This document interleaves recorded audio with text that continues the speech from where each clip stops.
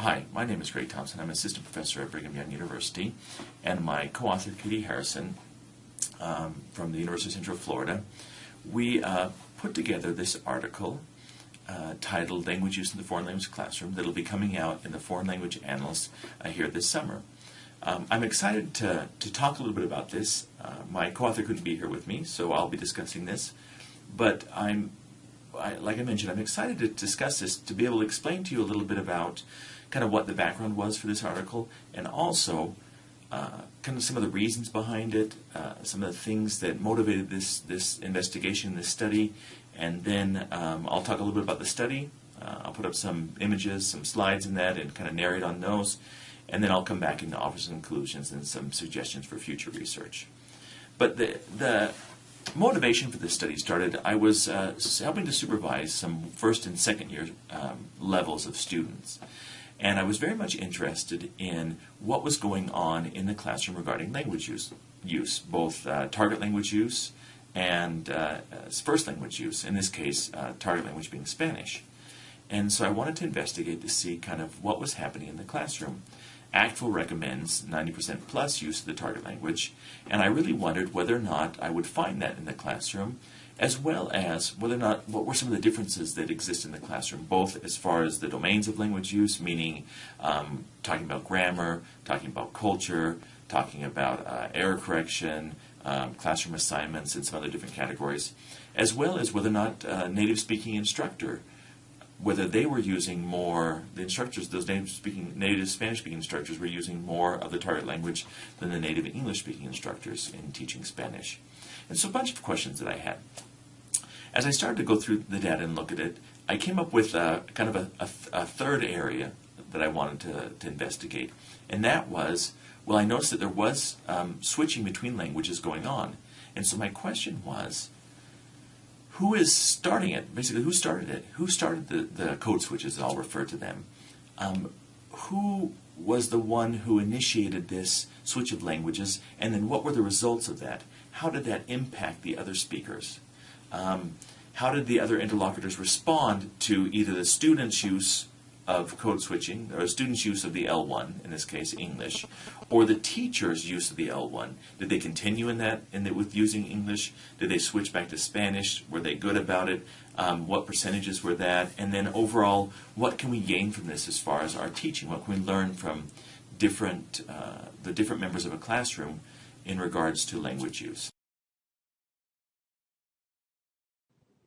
So here we are looking at just a few slides to give you an idea of the article and some of the interesting questions that were investigated and studied throughout this research. So the 4 questions that I have here, and I'll go through these relatively quickly. And again, the idea is to hopefully pique your interest into looking more into the article in detail. First is, how much of the first language, which was English, and the target language, Spanish, was used in the classroom by teachers and students? How did code switches by teachers and students correlate with overall use of first and target languages?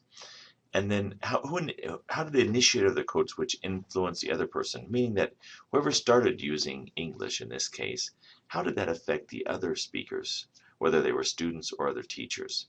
And then finally, what were the contexts? What were the reasons and purposes that the teachers started using English in the classroom?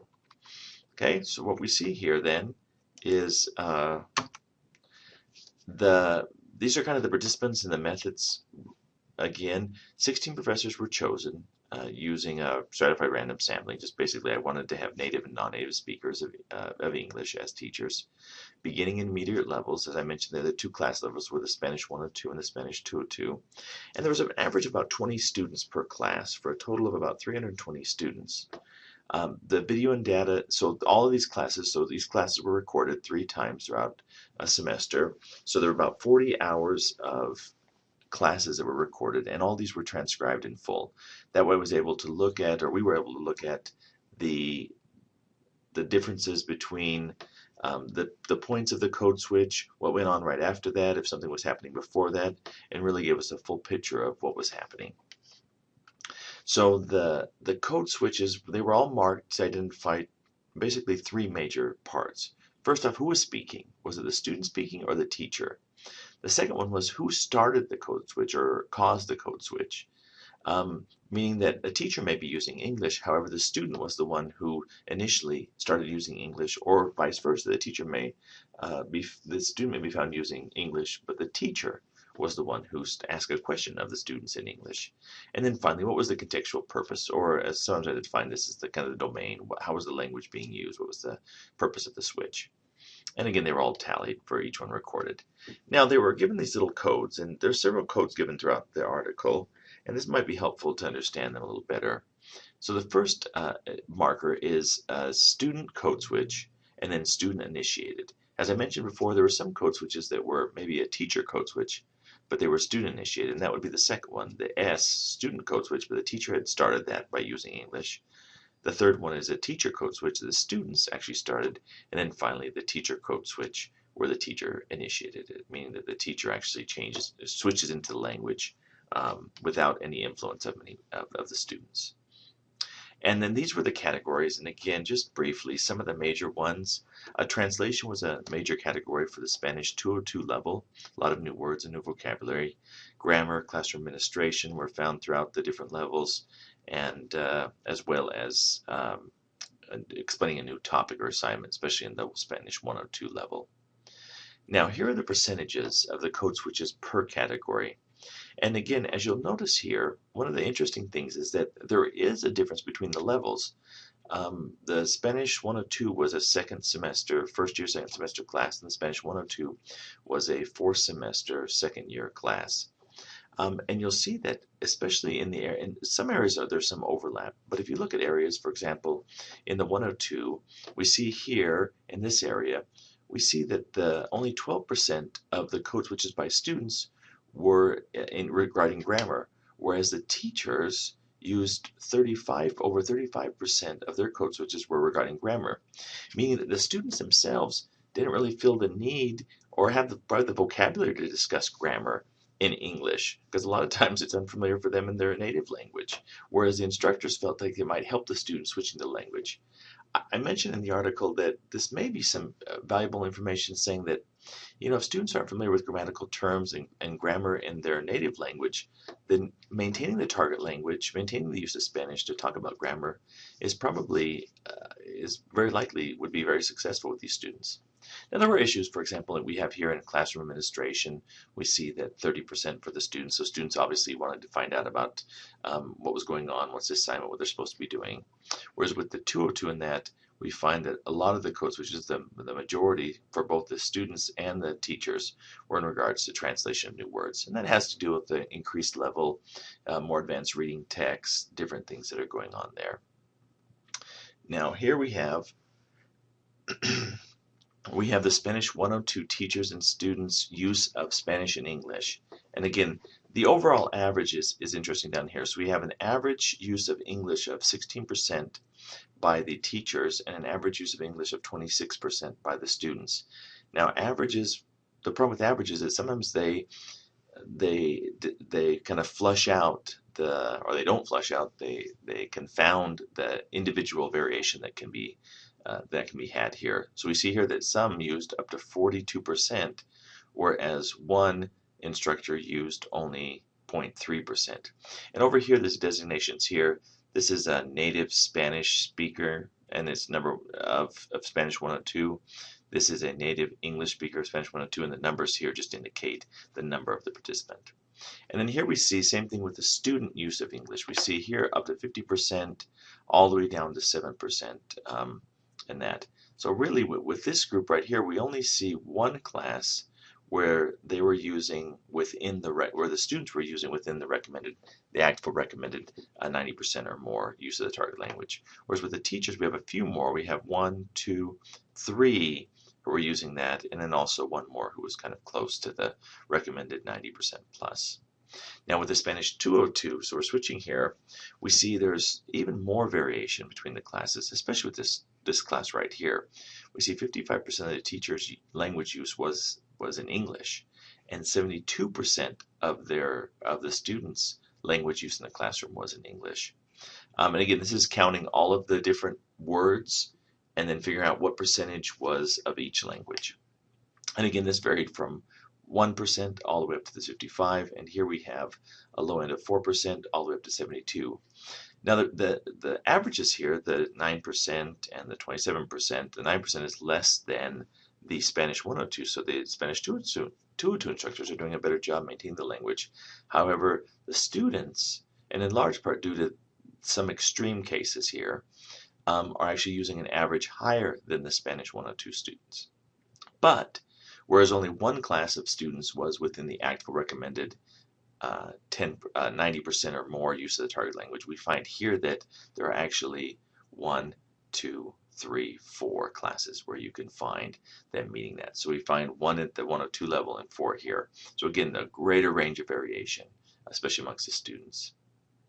Now, the last couple figures here that I want to show are basically this idea of who's influencing who in regards to their language use. And we see here that the blue, this is a student code switch that was teacher initiated, meaning that the teacher started it. The teacher started using English in the classroom and the students followed. And as you can see by the blue lines, there are many more blue lines here that are higher, except for this one and this one down here, than there are red lines that are higher. So we only have 1 and 2 where there are slightly more teacher code switches that the students started, meaning that for the 102 level, the teachers had a much greater influence on the student's subsequent language choice. Whereas with the 202 level, we find a similar pattern, okay, even more such. And this reflected in the agreement, in the correlations that we find, meaning that there's a stronger correlation between the teacher use of English and then the student's use of English in this. So why do these results matter? If teachers have more influence than students on language choice, we focus on trying to get students to use the target language, whereas it would seem that we need to focus more on teachers, because if the teachers can use the language and model it to the students, then that will tend to encourage them to use more of the target language, in this case Spanish, in the classroom, than it would, rather than just creating some strict rules saying you can't use English, you have to do this. The teachers seem to model this, and the students will follow to a certain degree. And then finally, there were more student code switches initiated by the teachers than vice versa, meaning that the teachers, again, were influencing not only the overall language use in the classroom, but also causing the students to switch into English. And this is important because if we talk about getting students to produce the language, to develop fluency, to increase their language skills, to practice the language in the classroom, the more they're using English, the less likely it is that they'll be able to progress and improve. Well, I'm just back to conclude our discussion regarding this article, and I hope this has been informative, and I hope that you're able to read the whole thing, and after giving you kind of a sampling of what we found in the article and as far as some of the results. Some of the conclusions, as I mentioned a little bit before and I started to, is regarding how teachers are using language in the classroom. Are we all cognizant of what's going on? Are we all aware of how we're using languages? What changes would we like to make? What would be beneficial to our pedagogy and our curriculum that we have developed? I think there's a lot of different views, a lot of different perspectives out there regarding target language use and first language use in the classroom. I believe that most educators would like to maximize the use in the classroom. I realize for other languages outside of Romance languages, for example, or languages that there are some different policies and some different ideas regarding that. But what I really want to point out is that teachers need to be aware. A lot of these instructors were not aware of how they were using language in the classroom, and especially they weren't aware of how their use of the language influenced the students especially. Meaning that students, upon seeing the teachers use the language, felt licensed to a certain degree. I think recording a classroom is an excellent idea in order to better understand what is going on in the classroom. It gives us a good feel for how we're doing. It gives us a good feel for how we're speaking to the students, how they're speaking back to us, how they're responding. And I think that that's very valuable information that will benefit us as we continue in our profession as language educators. We also need to have clear goals for our students. If we have goals on paper, if we have ideas, if we have policies that are not followed, that we do not support either through our verbal support or just through our actions and our use of the language, then we're going to find that our students are going to even have more of a struggle with that. With that in mind, well, is how are your students responding? How are they using language in the classroom? What can you do to help them to become more proficient in the language, which is the goal of all of us as teachers?